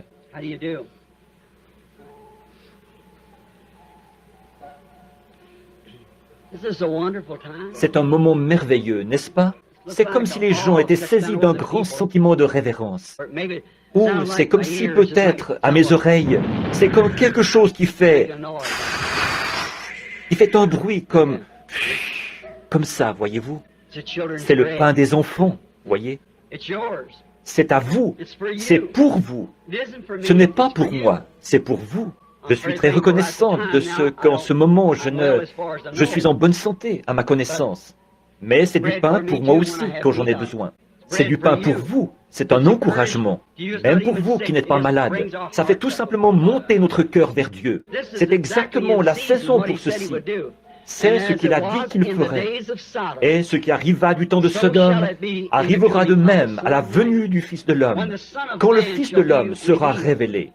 Voyez? Et voici, je vous envoie Élie le prophète, avant le jour de l'Éternel, ce jour grand et redoutable. Il ramènera le cœur des gens au Père. Voyez? Voyez? Et alors les justes fouleront les méchants, leurs cendres. Ceux-ci brûleront comme une fournaise. Voyez-vous, la terre brûlera. Nous le voyons. Elle va s'effondrer là-bas. Et il y aura des éruptions volcaniques partout sur la terre. Et les cieux seront embrasés. Ô rocher des âges, sois miséricordieux envers moi maintenant, et aussi à ce moment-là.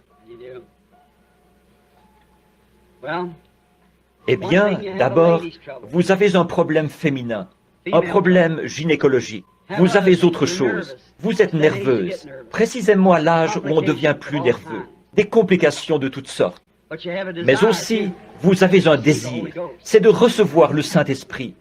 C'est vrai, c'est ça. Est-ce que vous croyez que est-ce que vous avez tout confessé? Vous croyez que si je vous impose les mains et que je demande à Dieu de le faire, le Saint-Esprit viendra? Vous croyez ça? Prions.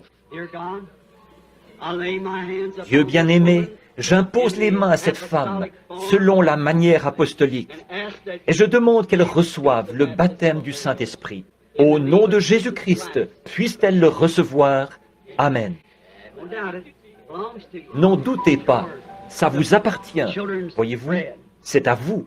C'est le pain des enfants. Vous vous êtes senti toute drôle quand j'ai dit problème gynécologique, n'est-ce pas? Parce que c'est ça que vous aviez, vous aussi. Maintenant, vous croyez que tout ira bien, là? Repartez, en remerciant simplement le Seigneur. Est-ce que vous croyez de tout votre cœur? Vous croyez que vous allez pouvoir manger comme vous le faisiez il y a longtemps? Très bien. Repartez en disant « Merci Seigneur, je le crois ». La présence du Seigneur. Vous croyez que ce mal de dos va partir et que vous allez vous rétablir? Eh bien, repartez simplement en disant « Merci Dieu bien-aimé » et Dieu l'accordera. Vous croyez que vous pouvez vous rétablir, que le Seigneur vous rétablira, que vous n'aurez plus d'arthrite, que vous allez vous rétablir, être en bonne santé? Vous croyez ça? Repartez en le remerciant. Dites « Seigneur, je l'accepte de tout mon cœur et je le crois. » Vous, dans l'auditoire, qu'est-ce que vous croyez à ce sujet? Vous, juste ici, posez votre main sur cette femme, assise juste à côté de vous, là. Dites-lui que les varices et l'arthrite vont partir. Quand elle, que Dieu vous bénisse. Vous croyez que vous allez vous rétablir maintenant? Rentrez chez vous et soyez rétablis. Que Dieu vous bénisse. Poursuivez votre chemin et dites « Merci Seigneur Jésus ». Vous croyez que ce problème gynécologique va partir, dans votre cas aussi, et que vous allez vous rétablir? Repartez en disant « Merci Seigneur ». Bonjour. Tiens, je connais votre nom. Autrefois, à l'époque où j'étais pasteur de l'église baptiste, Totten, sœur Della Totten. Vous souffrez de maux de dos maintenant. Tout ira bien. Vous croyez qu'il va vous rétablir? Vous vous souvenez de ce qui est arrivé là-bas, à l'église baptiste de Milltown, il y a des années? Il est toujours le même Dieu aujourd'hui. Que Dieu vous bénisse, ma sœur. George Wright, où es-tu? Tu te souviens? Oh, que... Croyez-vous que si je ne fais que vous imposer les mains avec cette onction, croyez-vous que vous vous rétablirez? Venez. Au nom de Jésus-Christ, puisse-t-elle être guérie. Amen. Ayez la foi. Eh bien, est-ce que tous, vous croyez de tout votre cœur? Oh, comme ça réveille de vieux souvenirs de voir cette dame. Son nom m'échappe encore, mais Totten, c'est exact. Oh oui, sa fille, c'était Birdie. C'est exact, c'est tout à fait exact. N'allez pas penser que je divague. C'est juste que je suis un peu, vous savez, c'est un peu... Je ne peux pas l'expliquer. Mais votre mal de dos est parti, madame. Repartez, louez le Seigneur, dites « Merci Seigneur ». Vous croyez que votre maladie de cœur, ça va s'arranger, vous aussi? Repartez simplement, en vous réjouissant, dites « Merci Seigneur Jésus » et croyez-y. Très bien. Ayez la foi, là. Ne doutez pas. Venez, madame. Est-ce que vous croyez de tout votre cœur? Vous avez beaucoup de choses qui ne vont pas. Vous aussi, vous avez mal au dos. Vous croyez que Dieu va vous rétablir? Très bien. Repartez simplement en vous réjouissant. C'est lui qui fait que vous vous sentez comme ça. Remerciez le Seigneur. Que Dieu vous bénisse, sœur. Salut, fiston. Vous croyez que Dieu va guérir la nervosité de cet enfant et le rétablir? Vous le croyez? Très bien. Salut, mon petit ami. Laisse-moi te serrer la main. Dieu bien-aimé, délivre ce petit garçon de cette vilaine chose et puisse-t-il vivre et être normal. Au nom de Jésus. Amen. Que Dieu vous bénisse, frère. Vous le croyez, n'est-ce pas? Ça va s'arranger. Ne doutez pas du tout. Vous êtes bien jeune pour être cardiaque. Vous croyez que Dieu vous rétablira? Repartez en disant « Merci Seigneur de m'avoir guéri ». Vous croyez que Dieu va guérir ces problèmes d'estomac et vous rétablir? Allez votre chemin. Réjouissez-vous et dites « Merci Seigneur ». Il est encore Dieu, n'est-ce pas? Tout ce que vous avez à faire, c'est croire. Simplement. Pas vrai? Est-ce que vous croyez au Fils de l'homme dans les derniers jours? Il s'est passé quelque chose ici, il y a quelques minutes, et je n'arrive pas à... Je cherche à voir où c'était. Quelqu'un a eu la foi et a fait quelque chose. Ou peut-être que je les retrouverai dimanche prochain, ou quand je le pourrai. Est-ce que vous... Voilà, c'est encore là. Vous avez la main levée. Est-ce que vous croyez que Dieu peut guérir cette maladie de cœur, vous rétablir, guérir votre fille là-bas qui a... Vous le croyez? Madame Neff, vous croyez que Dieu... Léo Neff, je ne vous connais pas, mais c'est bien votre nom. Vous souffrez du cœur, et votre petite fille a des problèmes avec ses reins. Vous croyez qu'elle va se rétablir? Votre foi vous guérit. Croyez de tout votre cœur. Vous qui êtes là, où il y a le baptistère, qui êtes là et qui avez des problèmes d'estomac, Jésus-Christ vous rétablit. Vous croyez? Il est le même hier, aujourd'hui, éternellement. Imposons-nous les mains les uns aux autres maintenant. Oh, pensez à l'heure où nous sommes. Pensez au moment. Pensez-y. Nous sommes en présence même de Jésus-Christ, le Fils de Dieu. Il a promis qu'il ferait ceci dans les derniers jours. Mes mains sont posées sur ces mouchoirs. Dieu bien-aimé, je te prie de bénir ces mouchoirs pour la guérison du corps de ces gens, par le nom de Jésus-Christ. Maintenant, pendant que vous avez les mains posées les uns sur les autres, chacun de vous, vous êtes membre du corps de Christ. Ce même Saint-Esprit qui a promis de révéler les secrets des cœurs et de faire ces choses, il est en vous. Vous êtes une partie de lui et il est une partie de vous. Or, il a dit ceci, voici les signes qui accompagneront ceux qui auront cru. Ça, c'est vous. S'ils imposent les mains aux malades, les malades seront guéris. Maintenant, ne priez pas pour vous-même. Priez pour la personne sur qui vous avez posé votre main, parce qu'elle prie pour vous. Maintenant, prions ensemble, et qu'il n'y ait pas une seule personne faible dans ce bâtiment. Pourquoi faudrait-il attendre plus longtemps, mon cher frère, ma chère sœur? Le voici, le Saint-Esprit, Dieu, ici même, la chose même dont nous avons parlé. Cher Jésus, nous reconnaissons ta présence. Tu as rendu la vie à ce petit bébé l'autre jour, après qu'il était mort, par la prière de la foi. Dieu bien-aimé, il y a beaucoup de gens dont nous n'avons pas pu nous occuper. Le temps avance, mais ils ont posé leurs mains les uns sur les autres. Ce sont des croyants. Nous sommes assis en présence du Seigneur Jésus-Christ, qui est ressuscité des morts, le même hier, aujourd'hui, éternellement. Satan, tu es vaincu. Jésus-Christ t'a vaincu. Il est ressuscité des morts. Et il est au milieu de nous ce soir, en train de confirmer ce message des derniers jours. Sors de ces gens, laisse-les au nom de Jésus-Christ.